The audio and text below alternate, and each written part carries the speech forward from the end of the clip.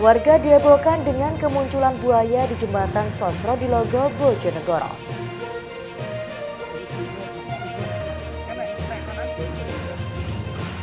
Evakuasi ular piton di bawah kulkas warga di Tuban berlangsung menegangkan.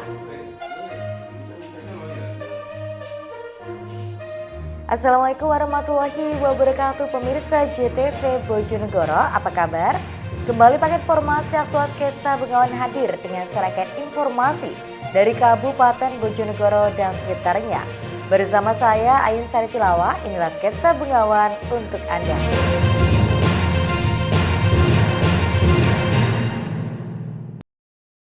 Pemirsa, kami awal informasi yang pertama. Setelah beberapa waktu lalu dihebohkan dengan kemunculan seekor buaya di Kecamatan Padangan, warga di Bojonegoro kembali dihebohkan dengan kemunculan seekor buaya di jembatan Sosro di Logo. Buaya berukuran lebih dari 1 meter tersebut muncul ke daratan dan membuat heboh sejumlah warga yang sedang nongkrong di jembatan setempat. Sejumlah warga yang sedang nongkrong di jembatan Sosro di Logo Minggu malam dihebohkan dengan kemunculan seekor buaya yang tiba-tiba muncul ke daratan. Oleh warga, buaya tersebut kemudian ditangkap dan diserahkan kepada Dinas Pemadam Kebakaran setempat. Diperkirakan buaya itu muncul ke daratan di Jalan Jembatan Sosro di Logo, mempunyai sarang di Sungai Bengawan Solo. Kepala Dinas Pemadam Kebakaran dan Penyelamatan Kabupaten Bojonegoro, Ahmad Gunawan mengatakan pihaknya mendapat laporan dari warga sekitar pukul 12 malam. Kemudian ke lokasi untuk mengevakuasi buaya lantaran bisa membahayakan warga. Kemunculan buaya sepanjang 90 cm tersebut belum diketahui secara pasti asal muasalnya, apakah milik warga ataupun buaya liar yang memiliki indukan, dan mengingat sudah beberapa kali muncul buaya di Bojonegoro, dirinya menghimbau agar warga tidak melakukan aktivitas di bantaran Sungai Bengawan Solo yang dirasa tidak sangat penting, baik itu berenang ataupun bermain. Hal tersebut guna mencegah terjadinya hal-hal yang tidak diinginkan, dan apabila melihat seekor buaya muncul di bantaran Sungai Bengawan Solo serta membahayakan warga, bisa melapor ke Dinas Pemadam Kebakaran setempat. Jadi buaya itu kami terima laporan pukul 23.56 dari warga Desa Trucuk bahwa ada kemunculan buaya di Desa Trucuk. Itu lokasinya kurang lebih di sekitar jembatan Sosro di Logo. Itu warga masyarakat sedang berkumpul di sekitar warung ngopi begitu dan melihat ada buaya yang melintas dan kemudian melaporkan ke Damkar. Itu untuk panjangnya kira-kira apa? Kurang lebih panjangnya sekitar 90 cm. Itu Pak, perkiraan milik warga atau diperkirakan dari liar Pak sampai saat ini? Ya, itu yang belum bisa kami pastikan. Jadi untuk informasi lebih lanjut terkait itu nanti kita tunggu setelah kami kirim, dan kebetulan sudah kami kirim ini tadi ke BKSDA Bojonegoro. Nanti mereka yang akan menganalisa terkait hewan buaya ini, dari mana sumbernya, kurang lebih begitu. Saat ini buaya telah dievakuasi di kantor Dinas Pemadam Kebakaran dan Penyelamatan Bojonegoro untuk selanjutnya diserahkan kepada pihak berwenang. Edo Jody Aldian, JTV Bojonegoro. Sementara itu pemirsa, seorang warga asal Desa Semanding, Kecamatan Kota Bojonegoro, Senin siang dilaporkan tenggelam di Sungai Bengawan Solo setempat.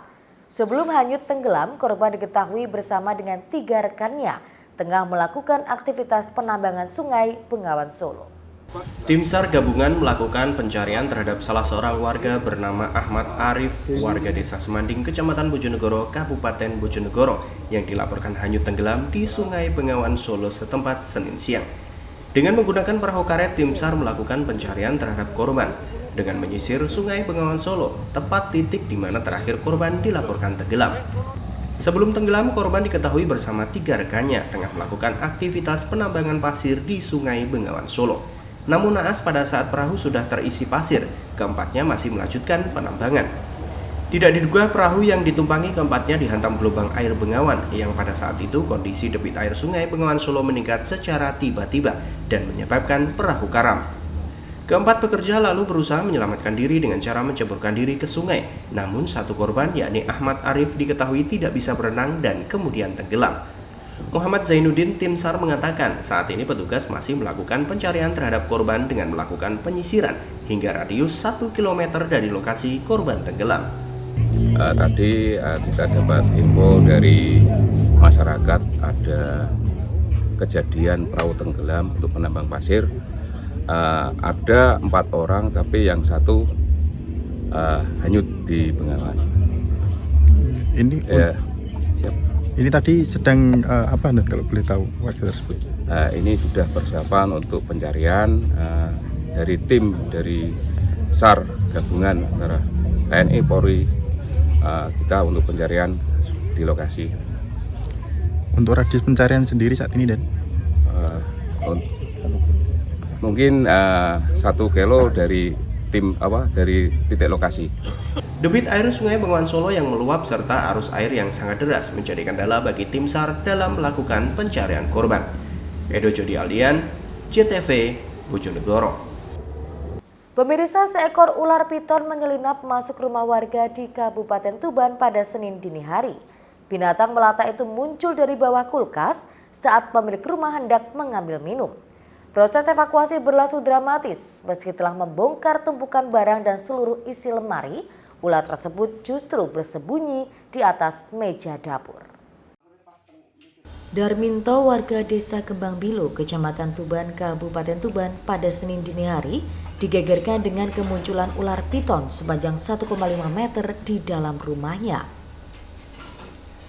Ular itu muncul dari bawah lemari kulkas saat dirinya hendak mengambil minum. Merasa takut, pemilik rumah langsung meminta bantuan petugas pemadam kebakaran Kabupaten Tuban. Mendapat laporan, 4 personil diterjunkan ke lokasi untuk melakukan penangkapan. Namun saat petugas datang, ular ternyata sudah kabur dan bersembunyi. Perburuan berlangsung dramatis setelah dilakukan pencarian. Binatang pengerat ini berhasil ditemukan di atas meja dapur. Saat ditangkap, ular piton ini berusaha melilit tangan petugas. Namun berkat kesigapan para petugas damkar, ular tersebut berhasil dievakuasi dengan aman. Ya, menurut informasi dari pelapor, dia itu ngelilir katanya bangun tidur mau minum, buka kulkas, nggak taunya di bawahnya ada ular. Ya karena nggak berani nangkap sendiri, segera telepon kami di call center kami di damkar, katanya buka Google, Damkar Tuban, terhubung ke kami. Dan karena mungkin ketakutan beliau keluar. Jadi kami datang di lokasi, dicek bahwa katanya kok di kulkas, sudah nggak ada di kulkas. Kami cari itu ketemunya di pojokan dapur.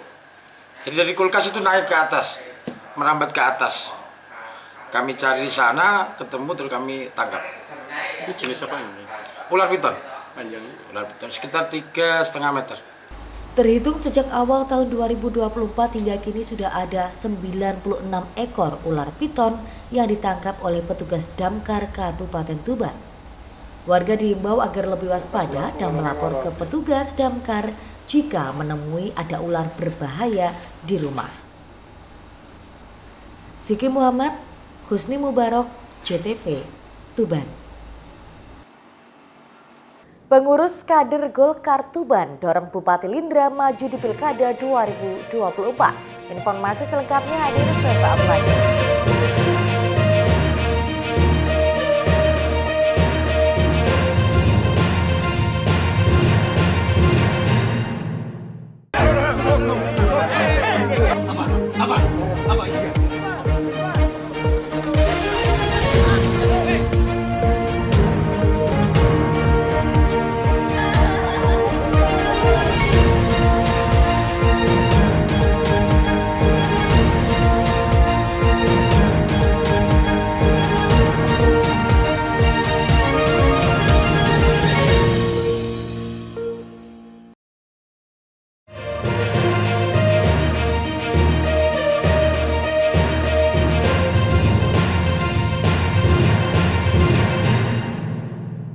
Terima kasih Anda masih bersama kami.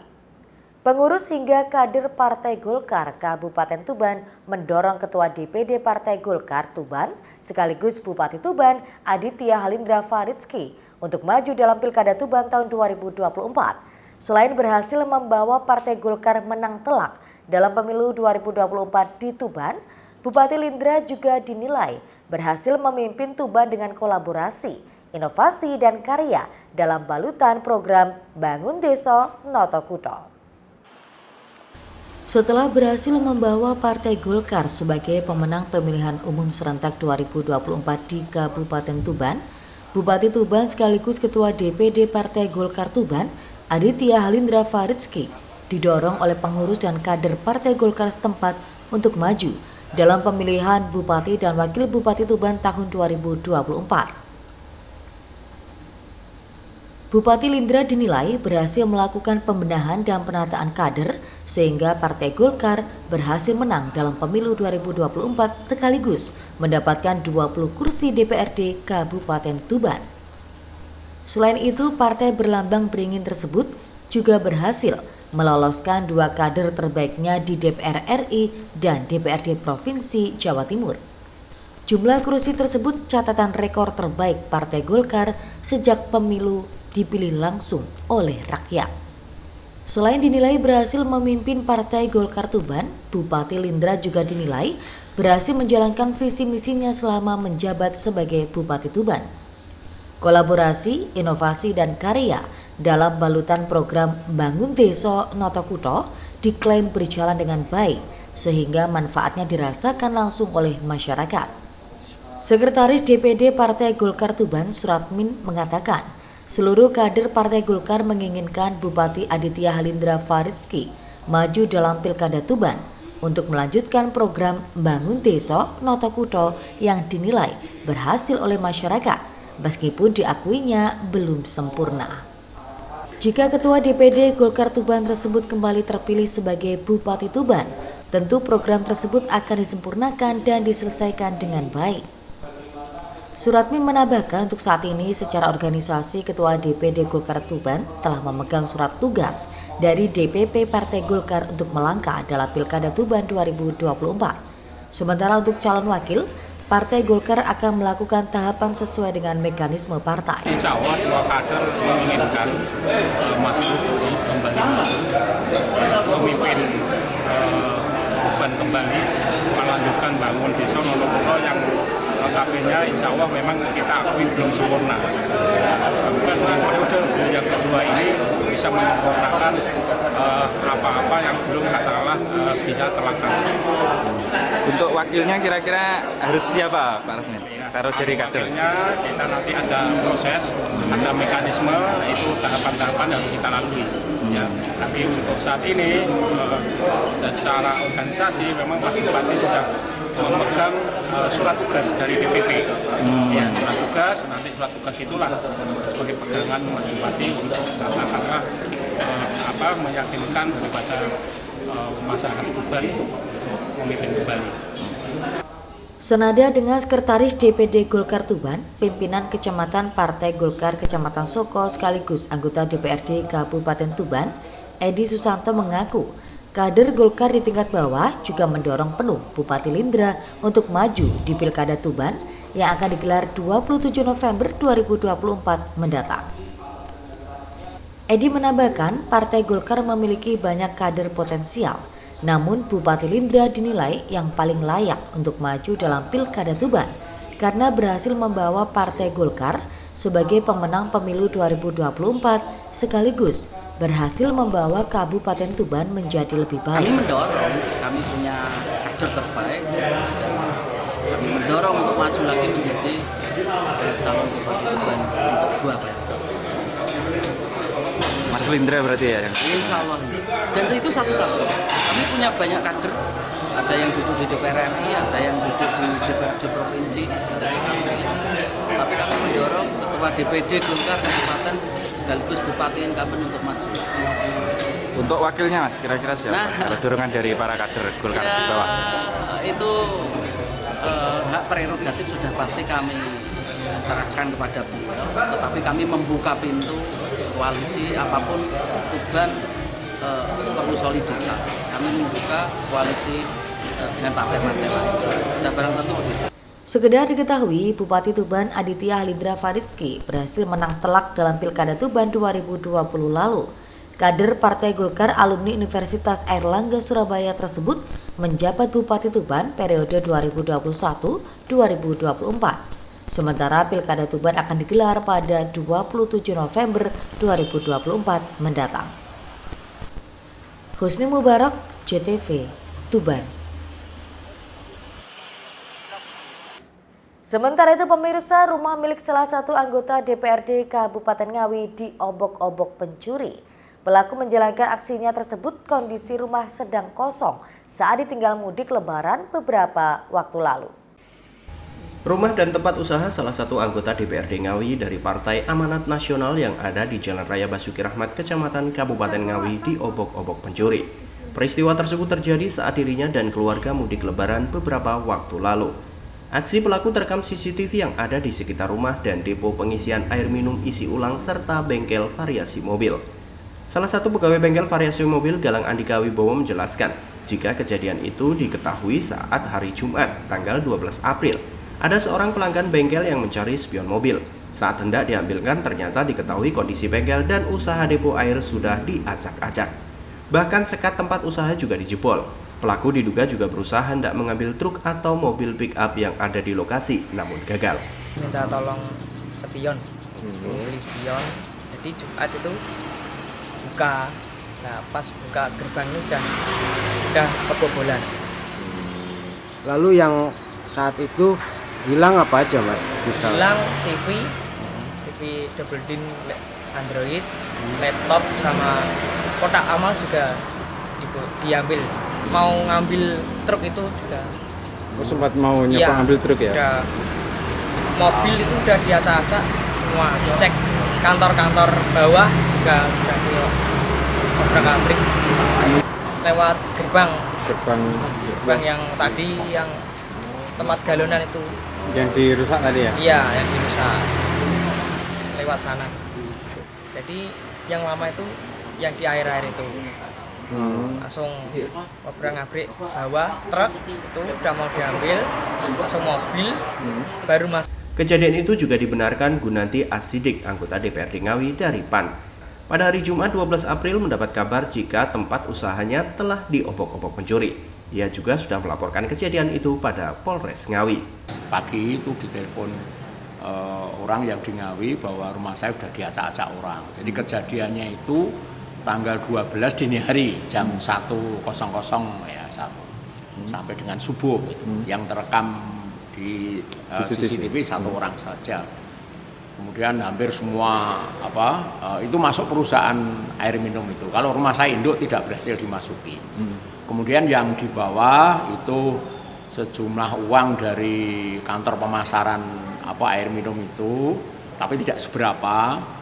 Kemudian yang paling banyak itu di toko saya Budi Variasi itu membawa sejumlah TV Android untuk mobil ya, untuk variasi itu. Kemudian di sana ada laptop, LCD proyektor.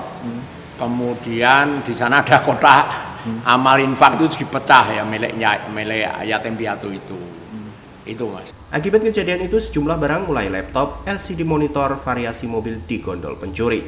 Ditaksir kerugian mencapai 25 juta lebih. Gunanti berharap pelaku yang diduga seorang diri itu dapat segera ditangkap. Itu Wahyu, JTV, Ngawi.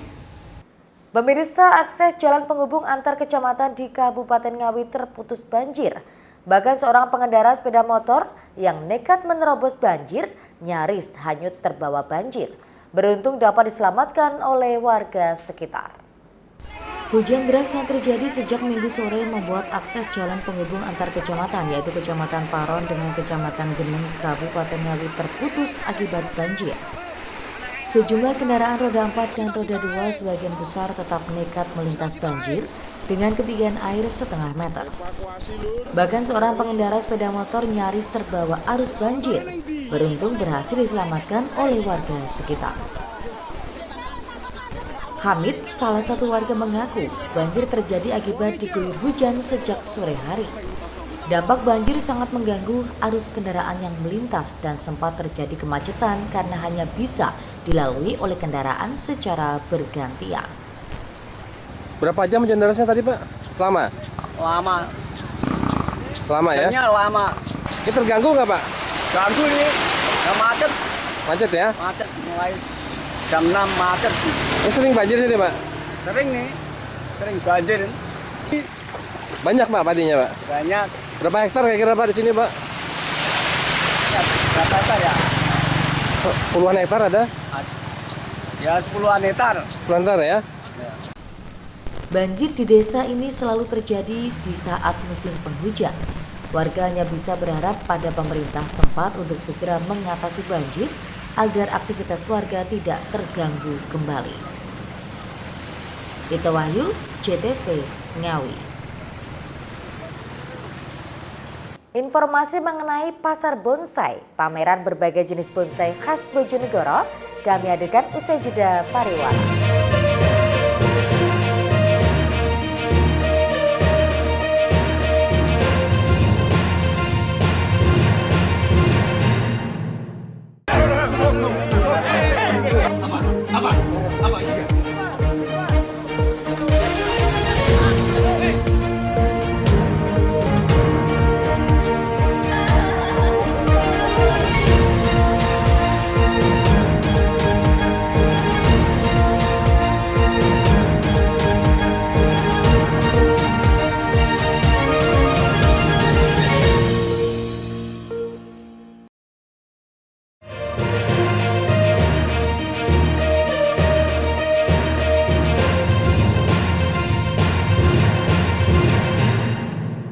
Terima kasih pemirsa, Anda masih di Sketsa Bengawan. Pasar bonsai bagi sebagian orang mungkin terdengar asing. Di Kabupaten Bojonegoro ada sebuah pasar yang menjual bonsai dari berbagai jenis tanaman bonsai khas Bojonegoro. Harganya pun bervariatif, mulai dari Rp5.000 hingga puluhan juta rupiah. Dan berikut liputannya untuk Anda. Inilah Pasar Bonsai Bojonegoro. Pasar yang bertempat di Gang Sawahan, Kelurahan Sumbang, Kecamatan Bojonegoro ini menjual berbagai jenis dan ukuran tanaman hias bonsai khas Bojonegoro. Penggagas Pasar Bonsai Bojonegoro, Toto Sujatmiko, mengatakan pasar bonsai ini untuk memperkenalkan tanaman bonsai kepada publik sekaligus untuk memberikan wadah bagi para pebonsai untuk memasarkan karyanya. Selain itu, dengan terbangunnya pasar, maka semakin banyak bonsai yang bisa menjadi pilihan bagi para pengunjung, sehingga mampu menjadi daya tarik kepada calon pembeli. Di pasar bonsai ini, para pembeli dapat membeli baik dari bahan, bibit, hingga bonsai yang sudah jadi. Sedangkan untuk harga mulai dari Rp5.000 hingga Rp25 juta. Tidak hanya itu, di pasar bonsai ini juga tersedia berbagai pernak-pernik bonsai, baik dari pot, keramik, hingga media tanam. Dan ada 8 komunitas itu sepakat jadi satu untuk membangun pasar bonsai Bojonegoro. Jadi membangun pasar, semakin banyak bonsai, semakin banyak barang, kita berharap semakin banyak pembeli nanti yang datang. Kita mulai melayani, jadi yang kita siapkan itu untuk pembeli itu mulai dari bahan, bibit sampai dengan jadi. Harga Rp5.000, Rp10.000, Rp15.000, Rp25.000 sampai harga Rp25 juta kita ada. Jadi untuk saat ini ada berapa lapak ya? Di sini itu ada 4 lapak. Jadi sementara yang tergabung di sini 4 lapak, miliknya Bondan, Bonsai Dander, miliknya Babon, Bonsai Balen, sama Bongkotan, Bonsai Bojonegoro Kota, dan lapak saya sendiri. Jenis apa saja yang tersedia di pasar bonsai ini? Hampir semua yang dibonsaikan itu ada, mulai dari serut, ipre, jenis-jenis beringin itu, fikus-fikusan itu banyak, terus loa, terus santigi ada, santigi, terus hokianti, sakura, sancang, dan lain-lain, banyak. Salah satu pembeli bonsai asal Kecamatan Balen, Sri Abdi Handayani, mengaku suka dengan bonsai. Sejak lama ia menggemari berbagai jenis tanaman tersebut, maka dengan adanya pasar bonsai, lebih banyak tanaman yang menjadi alternatif. Nah, ini dengan adanya pasar bonsai Bojonegoro ini gimana? Seneng banget, jadi kita bisa saya antusias banget secara pribadi karena mungkin kalau kita ke pasar gini kan bisa tahu, bisa milih-milih, bisa banyak pilihan gitu. Jadi kita kan bisa asik lah ya milih Mas ya. Harapannya ke depan gimana, Bu? Ya harapannya supaya ini semakin lapaknya diperbesar biar banyak yang pengunjung tahu di sini ada lapak juga gitu. Bonsai biar ke depan bisa pecinta bonsai bisa makin jos. Samsul Alim, CTV, Bojonegoro. Pemirsa bingung akhir pekan mau liburan kemana? Mungkin Anda bisa mencoba terapi air garam di Pantai Kelapa, Kabupaten Tuban. Air garam yang diproses secara khusus itu mengandung natrium klorida atau NaCl yang ampuh untuk meredakan stres dan pegal-pegal. Sambil menemani keluarga berlibur, pengunjung bisa berendam untuk memanjakan kaki setelah beraktivitas seharian. Lokasi terapi air garam ini berada di area wisata Pantai Kelapa, Kelurahan Panyuran, Kecamatan Palang, Kabupaten Tuban. Wisata ini ada di samping Jalan Nasional Pantura Tuban. Seperti namanya, wisata terapi air garam ini berada di dekat Pantai Laut Utara. Anda cukup masuk ke area wisata Pantai Kelapa, lalu berjalan menuju tempat terapi air garam yang berada di samping pantai. Di sini terdapat beberapa kolam yang masing-masing bisa Anda gunakan untuk merendam kaki. Sementara itu di masing-masing kolam terdapat 2 sumber air panas dan air laut yang sudah dibersihkan, sehingga pengunjung bisa mengatur tingkat kepanasan sesuai selera. Saat air penuh, petugas terapi akan menuangkan 1 kemasan garam yang diolah khusus ke masing-masing kolam. Garam kemasan yang digunakan terapi ini diolah secara khusus dari air laut utara dan telah melalui beberapa kali penyulingan, sehingga kerap digunakan pengunjung untuk relaksasi, menghilangkan pegal dan capek. Ini pengunjung dari mana ini? Dari Tuban sini aja. Ini menikmati apa ini, Mbak? Ini terapi air garam. Iya. Rasanya gimana? Rasanya itu ada panas-panasnya, terus ada cikit-cikitnya juga, sama lebih enteng gitu. Terus ini manfaatnya apa ini katanya? Buat merelaksasi otot bisa, terus buat pegel-pegel juga bisa. Ini sudah berapa kali Mbak nyoba ini? Baru ini sih, baru pertama kali ya. Meski terapi air garam ini baru dibuka 1 tahun terakhir, jumlah pengunjung yang datang cukup banyak, khususnya dari lokal Tuban. Para pengunjung mengaku datang terapi garam karena bermanfaat untuk menghilangkan stres dan merelaksasi otot. Ini terapi air garam. Rasanya gimana Pak? Rasanya hangat, terus kaki terasa ringan Mas. Apalagi habis perjalanan enak. Ini baru pertama kali atau sudah sering? Pertama kali saya. Dari mana pengunjung dari mana? Dari Tuban aja. Ini manfaatnya apa nih? Ini manfaatnya menghilangkan stres, terus merelaksasi otot-otot biar nggak kaku lah. Berarti habis mudik menyempatkan ke sini gitu Pak ya? Iya. Jadi kemarin mudik ke Nganjuk, habis itu terapi garam di sini. Sementara itu, menurut petugas terapis air garam di Pantai Kelapa Tuban, Warsito, garam yang digunakan terapi merupakan garam khusus yang diproses sendiri. Air laut Pantai Utara Jawa setempat disuling dan dimixing serta dikontrol ketat 3 hari sekali untuk memastikan kandungan natrium klorida atau NaCl kurang lebih 96%, sehingga manfaatnya bisa dirasakan langsung oleh pelanggan.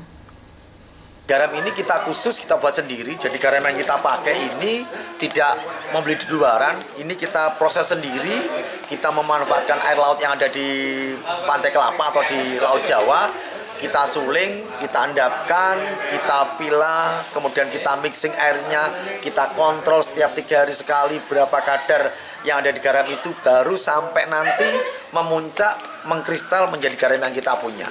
Dan kadar garam kita yang punya ini NaCl-nya kurang lebih 96%. Pak, ini pengunjung biasanya dari mana saja Pak? Kalau pengunjung bervariasi, mulai dari Jawa Timur sampai luar Jawa Timur sudah pernah merasakan terapi air garam yang ada di Pantai Kelapa. Bagaimana? Tertarik untuk mencobanya? Untuk mencoba terapi air garam, pengunjung dikenakan biaya Rp25.000 per orang dengan batas waktu berendam selama 20 menit. Suki Muhammad, Husni Mubarok, JTV, Tuban. Pemirsa, berakhir sudah kebersamaan kita dalam sketsa Bengawan edisi kali ini. Jangan lupa follow akun sosial media kami sebagai berikut. Akhirnya mewakili kerabat kerja yang bertugas, saya pamit undur diri. Terima kasih atas kebersamaan Anda dan sampai jumpa.